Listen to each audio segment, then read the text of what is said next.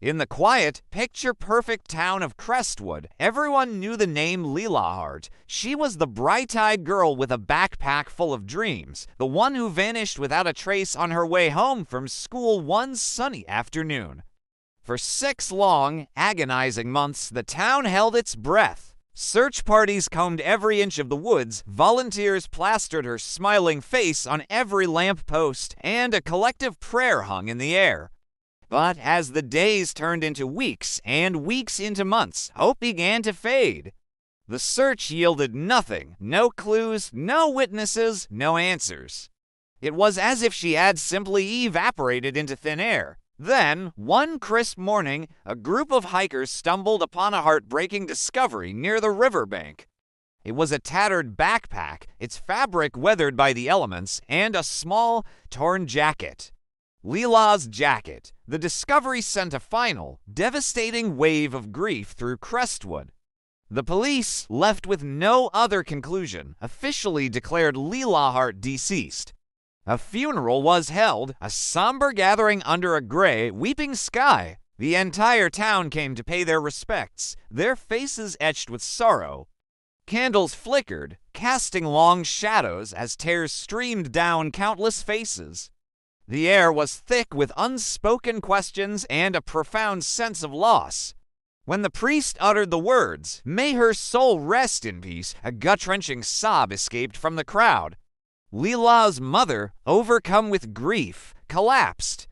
The chapter was closed, or so they thought. 3 weeks later, in the dead of night, the silence of Crestwood was shattered.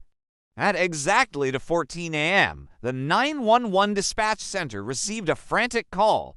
A woman was on the line, her voice trembling, almost incoherent with panic.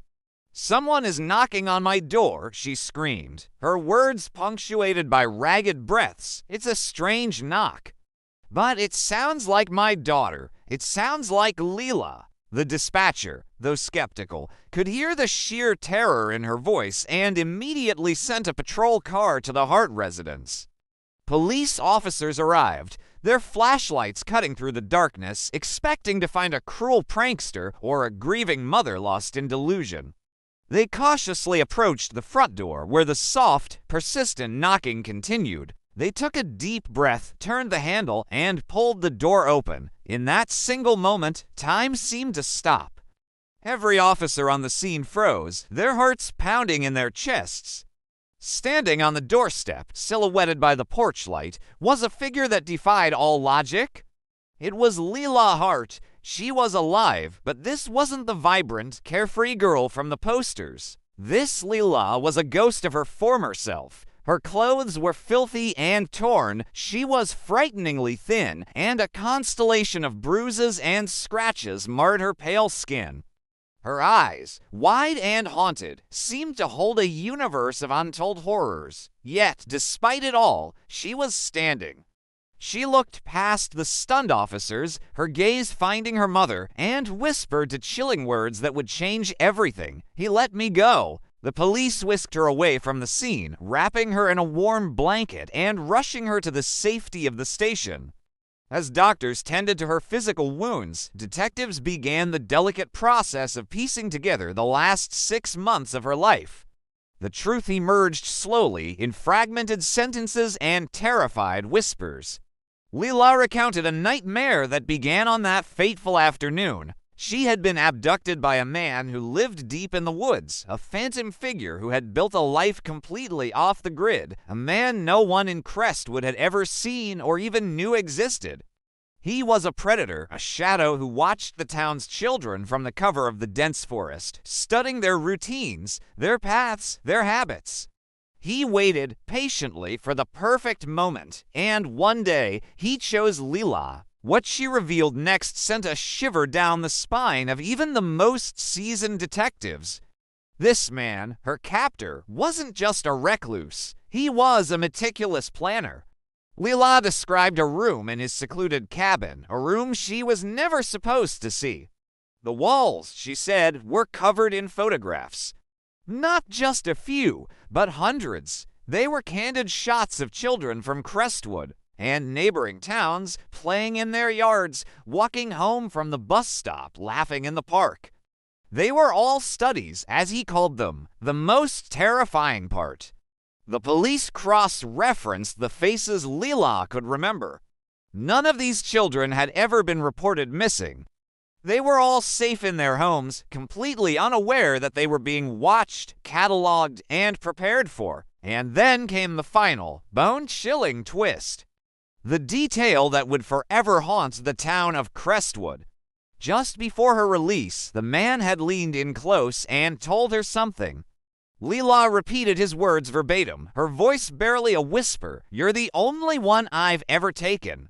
But you're not the only one I've been preparing for." Armed with this horrifying information, a heavily armed tactical team raided the location of the cabin Leela described. They found it, hidden masterfully within the wilderness. They stormed the dilapidated structure, ready for a confrontation, but they found nothing. The cabin was completely empty. The man was gone. The hundreds of photographs were gone. Forensics swept the entire area, but it was as if he had never been there. No hair, no fibers, no fingerprints. The man was a ghost. He had left only one thing behind. Carved crudely into the wooden wall, just above the empty space where the photos once hung, was a single, terrifying message. It read, "Next time, I won't return her. The kidnapper was never found." He vanished as completely as he had appeared, leaving a town gripped by a new kind of fear. Leela Hart's miraculous return, which should have been a moment of pure joy, became the most unsettling mystery Crestwood had ever known. The girl who came back from her own funeral brought with her warning. A monster was still out there, watching from the trees and preparing for his next choice. The parents of Crestwood began holding their children a little tighter, their eyes constantly scanning the shadows at the edge of the woods, wondering which face was next to be added to his collection. Thank you for watching. If you found this story as chilling as we did, don't forget to like this video and subscribe to our channel for more unsettling mysteries. We'll see you in the next one.